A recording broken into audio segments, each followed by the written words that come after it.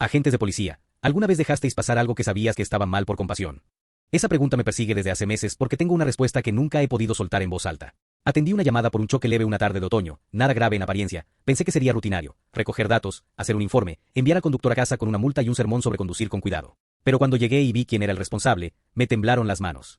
Era mi vecino, un hombre al que conocía desde hace años, alguien que había tenido un año que nadie merecería vivir.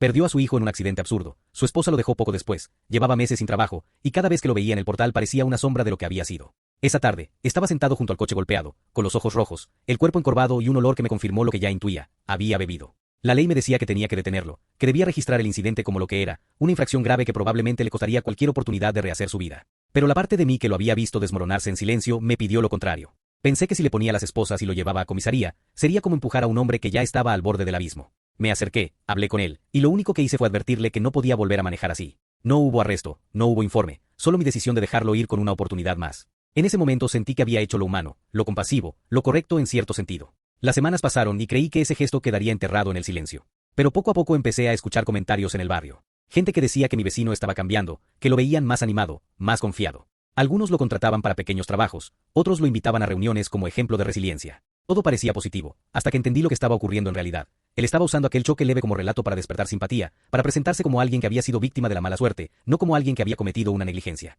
Cada vez que hablaba con alguien, repetía la historia de cómo había tenido un accidente menor y lo había superado, sin mencionar que había estado ebrio, sin mencionar que pudo haber hecho daño de verdad.